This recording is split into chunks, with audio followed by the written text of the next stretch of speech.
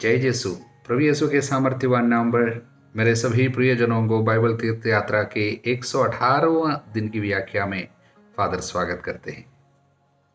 आज हम केवल रूत के ग्रंथ पर मनन कर रहे हैं, क्योंकि हम रूत के ग्रंथ को पढ़ चुके हैं और इस ग्रंथ से कुछ सुंदर सी व्याख्याएं, कुछ सुंदर सी संदेश प्रभु हमको देना चाहते। इसलिए आज के स्तोत्र संख्या 76 और रोमियो के पत्र के पहला अध्याय में हम प्रवेश किया था, उस पर हम लोग आज मनन नहीं कर पा रहे।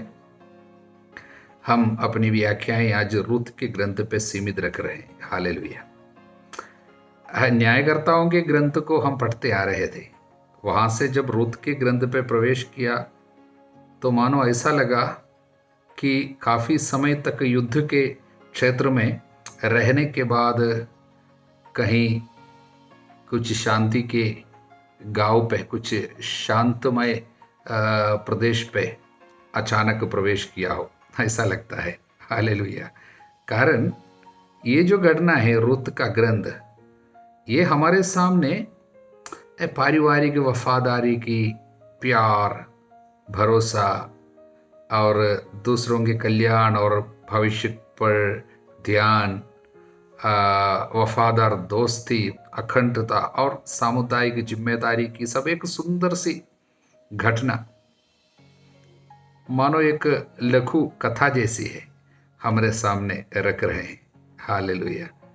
इसकी सुंदरता के कारण और इससे निकलने वाले सुंदर संदेश के कारण और प्रभु के प्रबंध, जो प्रभु के लोगों के ऊपर जो क्या है, एक प्रोविडेंस जो है, प्रोविडेंस ऑफ गॉड कैसा बोल सकते हैं, प्रभु का प्रबंध या प्रभु का ख्याल, इन बातों को देखते हुए रूत के घटना को पुराने विधान के यूसुफ की घटना के साथ एक तुलना की जाती है। अनेक लोग उसको ऐसा करते हैं। हालेलुया। प्रियजनों, यहाँ पर हम रूत, नओमी और बोआज, इनके संग जब हम चलेंगे, कुछ सुंदर संदेश इनमें से, इनके जीवन से निकल के आते हैं। यहाँ पर हम साधारण से लोगों की साधारण से जीवन को हम पढ़ते हैं, लेकिन उनमें से कुछ असाधारण सी संदेश प्रभु हमको देना चाहते हैं।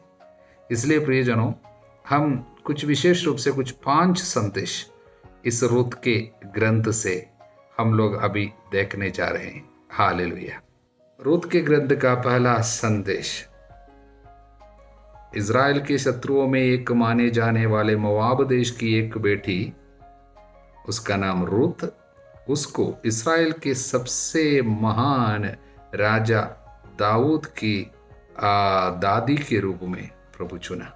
इस तरह दाऊद के खानदान में आए हुए प्रभु ईसा मसीहा की वंशावली पे इस मोआबी स्त्री को प्रभु ने जगह दिया। हालेलुया।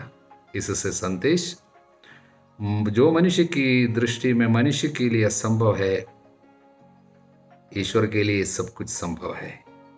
और प्रभु ने यह कार्य क्यों किया, यह बताने के लिए किया कि प्रभु समस्त मानव जाति को बचाना चाहता है।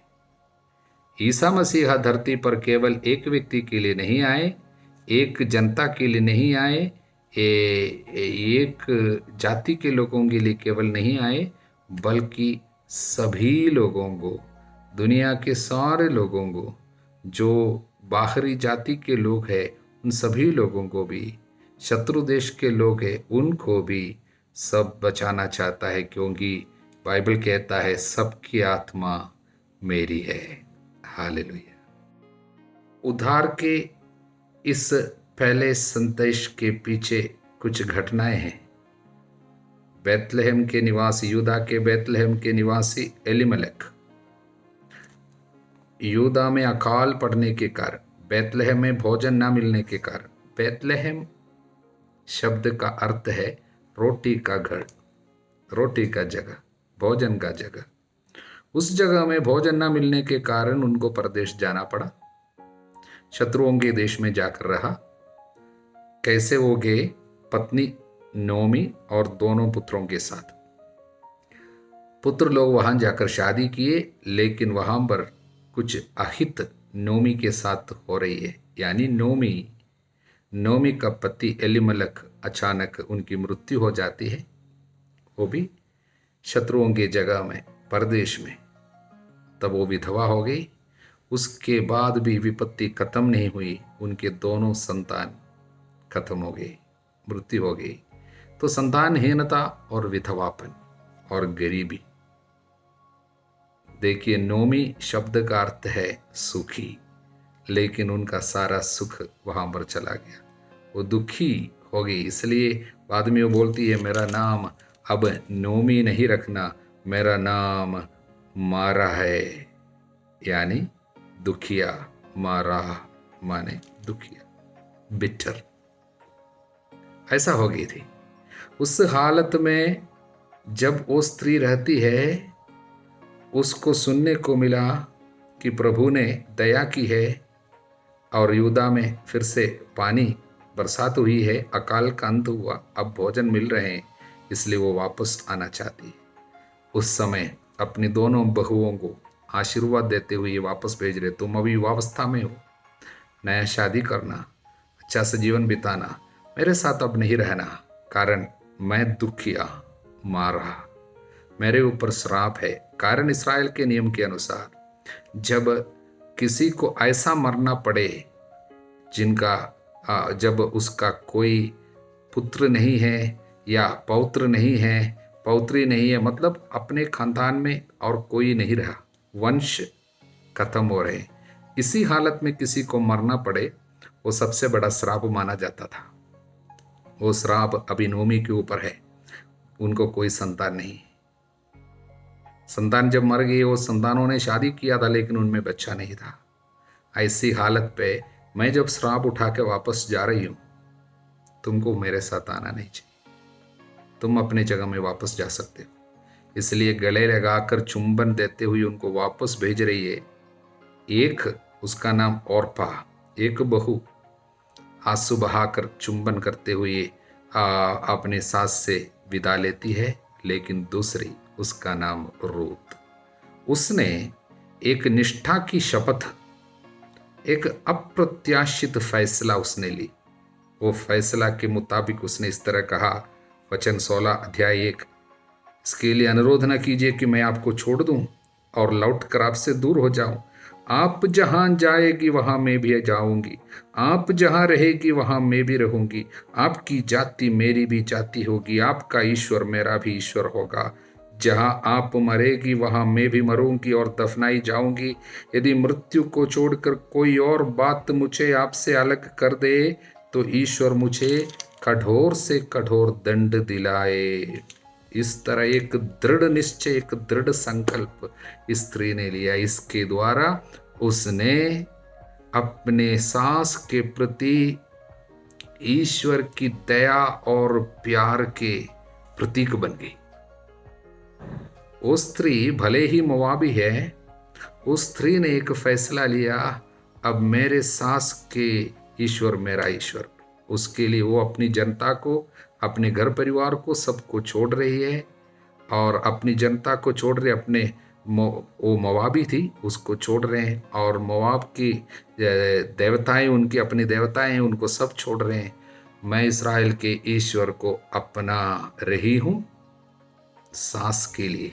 उनके साथ भविष्य शायद उनके लिए कैसा दिखाई देता है मालूम नहीं, सूखा हो, लेकिन एक दृढ़ धारणा, सास को इस दुख की घड़ी पे मैं कभी अकेले नहीं छोड़ दूंगी।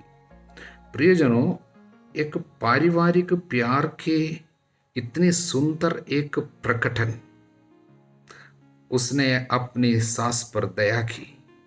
इसलिए वचन में हम बाद में देखते हैं, अध्याय 1 वचन 8 पे, 2 20 पे, 3 10 पे सब ईश्वर की दया के बारे में लिखी हुई है। उस दया को इस स्त्री ने अपने जीवन में प्रकट की। इसलिए वचन कहता है, धन्य है वे जो दयालु है, उन पर दया की जाएगी।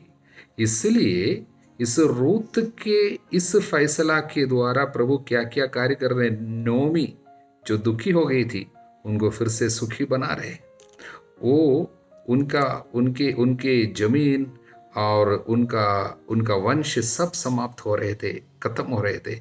सब कुछ को प्रभु अभी लौटा रहे हैं और इस तरह वो वापस उनको बेथलेहम में लेके आकर आनंद प्रदान कर रहे हैं।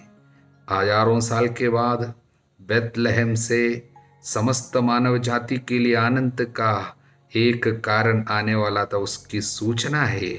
ये छोटी बात नहीं है, क्योंकि बेथलेहम में अब आनंद प्रभु इस स्त्री को दे रही है, प्रभु दे रहे हैं। ये आनंद आने वाले सालों में, यानी 1000 साल के बाद बेथलेहम से सभी लोगों के लिए बड़े आनंद का सुसमाचार आएगा, बड़े आनंद का सुसमाचार। मत्ती के अध्याय 2:10, लूकस के अध्याय 2:10, वहाँ पर सब हम पढ़ते हैं, देखो मैं बड़े आनंद का सुसमाचार आपके लिए लाया हूँ। ये कहाँ पर? बेथलेहम में। सभी लोगों के लिए भोजन वहाँ से दे रहे हैं, रोटी का घर, दुनिया के लिए रोटी। इसलिए प्रियजनों, इसके पीछे, ये रूत के इस उद्धार के पीछे मानव जाति का उद्धार छिपा हुआ है। बाद में रूत को यहाँ पर लेके आकर बोआस के द्वारा उद्धार कराया। और उसके उस सुंदर एक बात है, प्रभु ने अपनी दया बोआस के द्वारा रूत पर उड़ेल दिया। इसलिए 2 वचनों को थोड़ा सा तुलना करना अच्छा होगा। अध्याय 2 वचन 12 और अध्याय 3 वचन 9। 2:12 पे हम पढ़ते हैं, तुमने जो किया प्रभु तुम्हें उसका बदला दे। प्रभु इस्राएल का ईश्वर जिसकी छत्र छाया में तुम आ गई हो, तुम्हें पूरा पूरा प्रतिफल दे। वो उनको कह रहे हैं। और 3:9 पे हम इस तरह पढ़ते हैं, उसने पूछा तुम कौन हो? तब उसने उत्तर दिया, मैं आपकी दासी रूत हूँ। अपने वस्त्रों का छोर अपनी दासी पर फैला दीजिए, क्योंकि आप मेरे संबंधी हैं।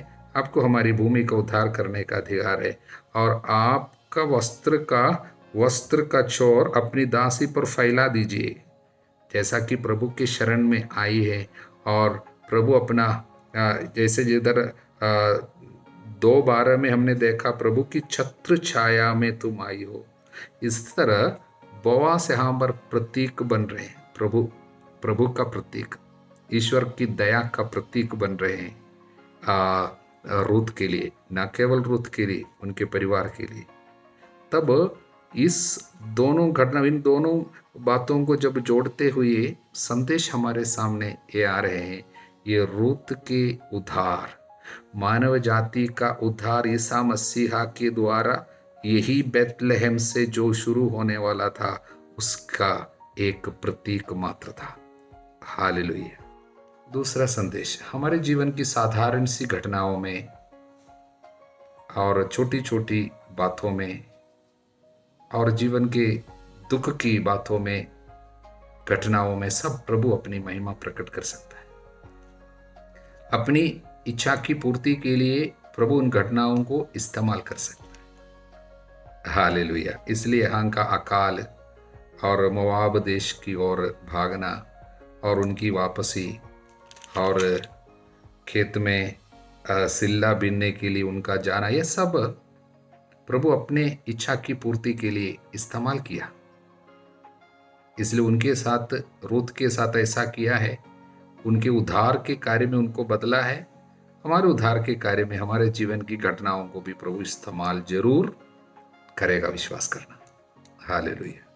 अब तीसरा संदेश, ईश्वर की दृष्टि में इस दुनिया में ऐसा कोई नहीं है जो महत्वहीन हो, अनुपयोगी हो, निष्प्रयोजक हो, यानी बेकार, अनइम्पॉर्टेंट, ऐसा कोई नहीं।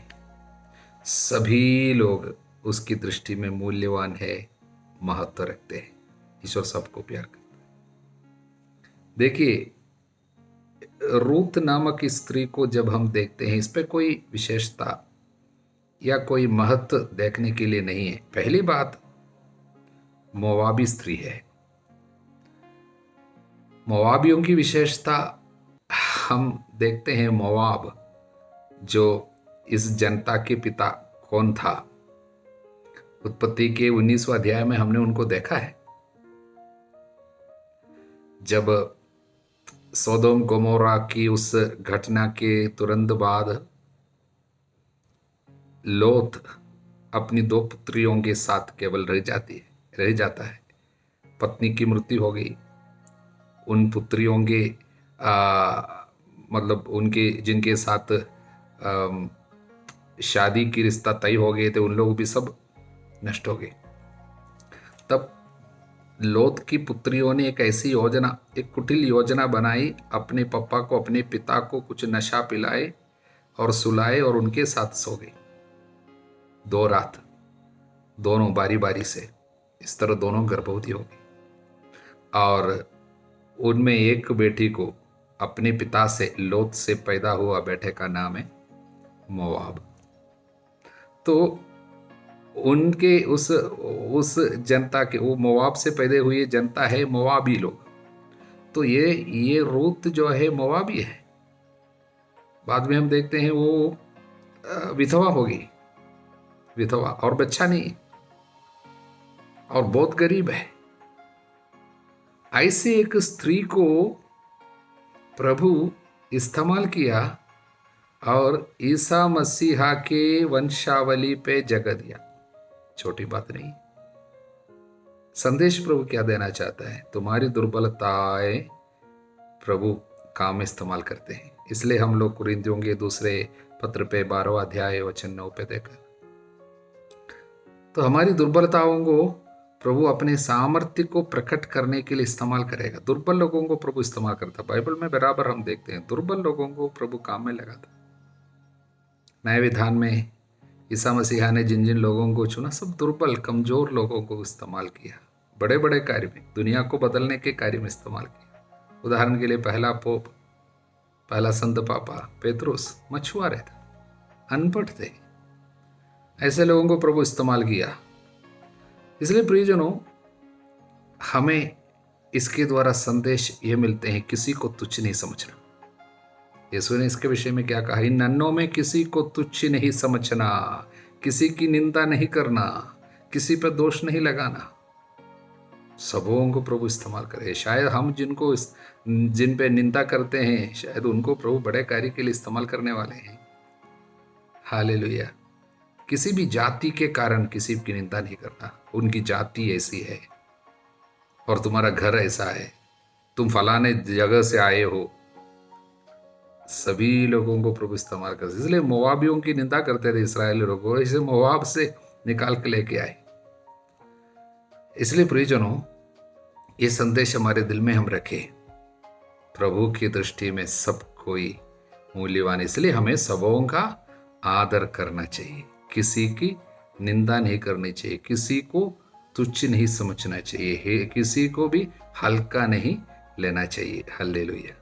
रूत के ग्रंथ से हमें प्राप्त चौथा संदेश यही है कि प्रभु प्रबंध करता है, प्रभु अपने लोगों का ख्याल रखता है, प्रभु ध्यान देता है। थियोलॉजिकली स्पीकिंग सबसे महत्वपूर्ण, यानी धर्मशास्त्रीय ढंग से देखा जाए तो सबसे महत्वपूर्ण संदेश इस किताब का, इस पुस्तक का, इस ग्रंथ का यही है, प्रभु प्रबंध करता है। God's Providence. हर अध्याय पे उसकी झलक हमें देखने को मिलता है।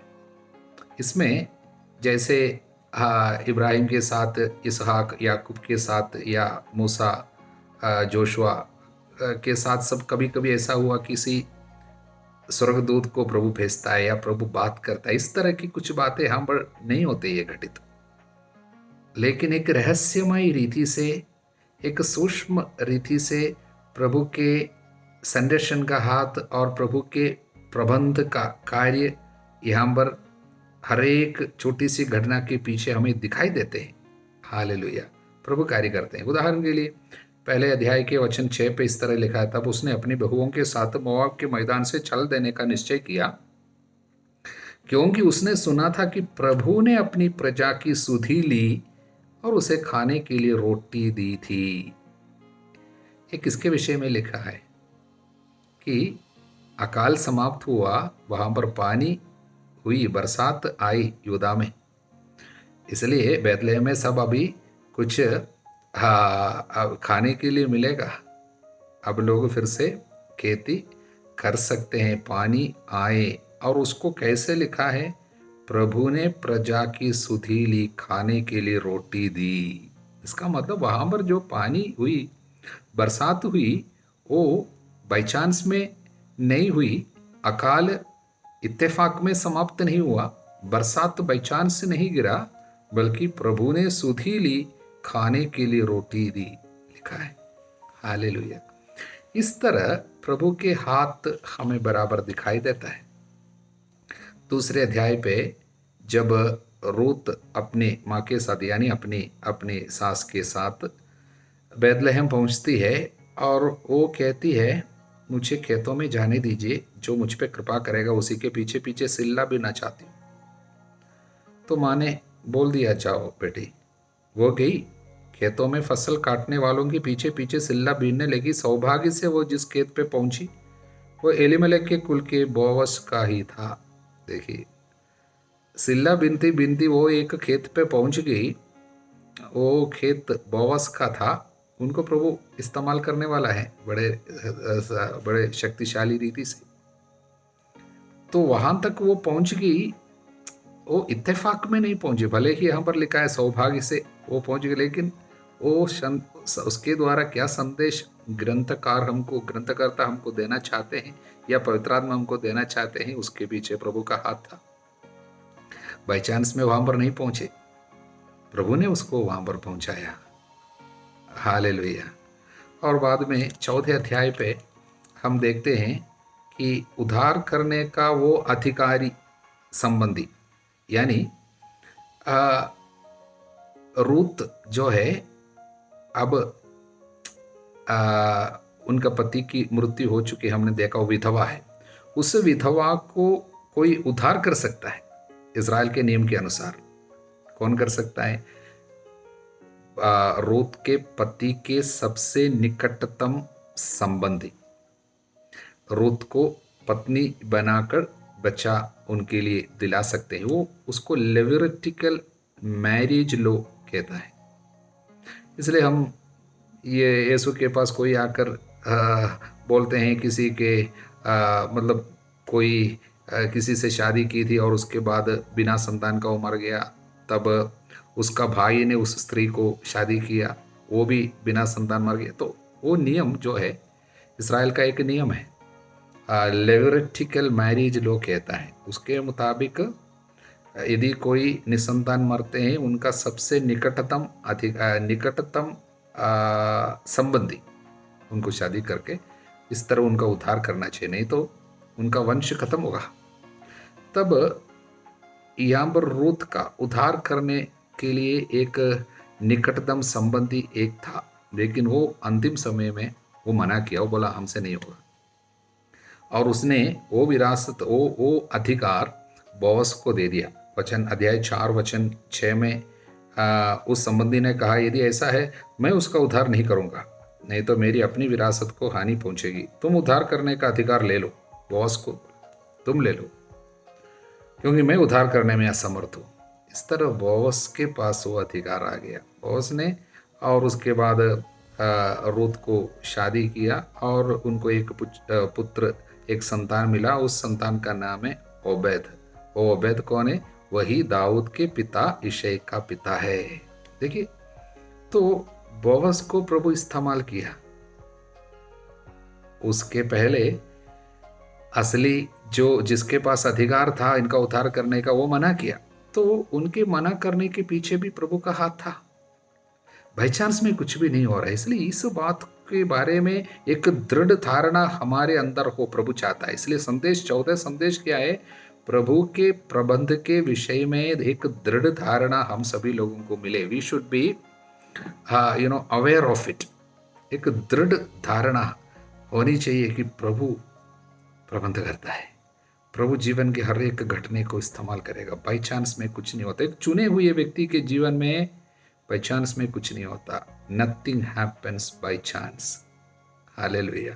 इसलिए प्रियजनों, हम लोगों को किसी चीज़ पे निराश नहीं होनी चाहिए। जीवन की कुछ घटनाओं पे निराश नहीं होनी चाहिए। किसी ने हमारी मदद करने से इनकार किया, निराश नहीं होना चाहिए। प्रभु सब कुछ को भलाई में इस्तेमाल कर सकता है। जो प्रभु को प्यार करते हैं, उनकी इच्छा पे चलते हैं, उनके लिए सभी बातों में, कहाँ पे, सभी बातों में प्रभु भलाई के लिए कार्य करता है। ये संदेश ये इस रूत के ग्रंथ के हरेक अध्याय से ऐसे निकल के आते हैं। हालेलुया। अब हमें रूत के ग्रंथ का 5वां संदेश, ये आखिरी संदेश है, वो इस प्रकार है। ईश्वर ने रूत के लिए उद्धार का एक अधिकारी संपत्ति को नियुक्त किया था बोअज के रूप में, उसी तरह हम सभी लोगों के लिए उद्धार का अधिकारी संबंधी को नियुक्त किया, उसका नाम यीशु है। हालेलुया।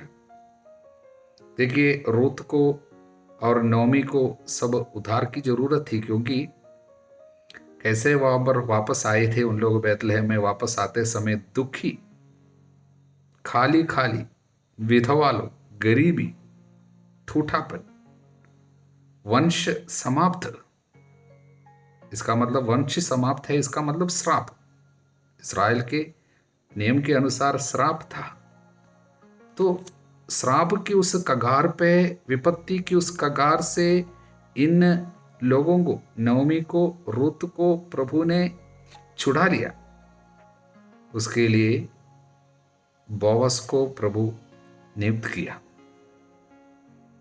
उसी तरह हमारी हालत भी ऐसी है, सूखी हालत, तंगी हालत, हमारे पाप के कारण आई हुई विपत्तियां, ठूठापन, और हमारे परिवार पे उसका असर है, श्राप है। इससे प्रभु हमको छुड़ाने के लिए आए हैं। ईश्वर ने यीशु को वो उद्धार के अधिकारी संबंधी के रूप में नियुक्त किया। इसलिए ईसा मसीहा के जो कार्य यहाँ पर हमारे जीवन में हो रहे हैं, उसका प्रतीक हमें बोअज पे देख सकते हैं। बोअज जो है ईसा मसीहा की एक प्रतीक था। He was a type of Jesus the saviour. Hallelujah. तो रूत कौन है? She was the gentile bride, यानी गैर यहूदी दुल्हन, कलीसिया। कलीसिया का प्रतीक है कौन?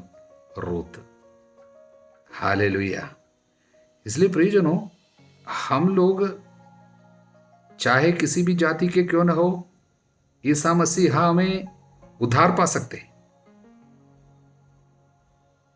आज कोई भी व्यक्ति हो, कितने बड़े पाप में फंसे हुए या श्राप उनके ऊपर है, किसी भी जाति के क्यों न हो, आप ईसा मसीहा पे उद्धार पुनः पा सकते हैं। कैसे? उसके लिए हमको क्या करना चाहिए? रूत ने बोअज के पास जाकर जो किया वही करना होगा। हालेलुया। हम वचन में पढ़ते हैं, अध्याय 3 वचन 14, वो प्रातः काल तक उसके पांवों के पास हो पड़ी रही। देखा, बोअज के पांवों में जाकर लेटी। हमको क्या करना चाहिए? उद्धार पाने के लिए प्रभु के पांव में बैठना होगा, वही लेटना होगा, मतलब समर्पण करना, आत्मसमर्पण। अपने कमी कमजोरियों को, अपने जीवन के हर एक पाप को उनके सामने रखना, उनके पैरों तले रखना। पापिनी स्त्री वही किया, यीशु के पैरों में बैठी, पैरों को आंसुओं से धोई। हालेलुया। इसलिए प्रियजनों, जब हम अपने को प्रभु के पैरों तले समर्पित करेंगे, वो हमारा उद्धार करेगा। जो कुछ नष्ट हो गया वापस हमारे पास आ जाएगा। हमारे जीवन के दुख आनंद में बदलेगा। प्रभु कहता, मैं तुमसे मिलूंगा, तुम्हारा दुख आनंद में बदल जाएगा। इसलिए मातम मनाती हुई, बैतलहम में आई हुई इन स्त्रियों को प्रभु आनंद से भर दिया। वो एक सुंदर चित्र है। बैतलहम में सभी मानव जाति के लिए आनंद का स्रोत फूट निकलेगा। सभी लोगों के लिए बड़े आनंद का सुसमाचार मैं आपको सुनाता हूं। दाऊद के नगर में, बैतलहम में आपका मुक्तिदाता आया है, उसका नाम यीशु है। हालेलुया। वो हमारे आंसू पोंछेगा, वो हमारा आनंद का स्रोत है, सभी मानव जाति के लिए आनंद का स्रोत है। इसलिए प्रियजनों, रूत के ग्रंथ से हमको प्राप्त सुंदर संदेश यह है कि प्रभु अपने लोगों का सुध ही लेता है। वो हमारे आंसू पोंछेगा, वो हमारा ख्याल रखता है। हमारे जीवन में इत्तेफाक में कुछ नहीं होता। हमारे जीवन की साधारण सी घटनाओं को, दुख की घटनाओं को, हर एक घटना को प्रभु इस्तेमाल करेगा और हमारे लिए उसकी योजना को पूरा करेगा। हमको चाहिए उनके चरणों पे, उनके पाँव पे अपने को से रखना है, अपने जीवन को समर्पित करना है। प्रभु हम सभी लोगों को आशीर्वाद प्रदान करे, हमारे जीवन का वो उद्धार करे। पिता, पुत्र, पवित्र आत्मा के नाम पर आमीन। जय यीशु।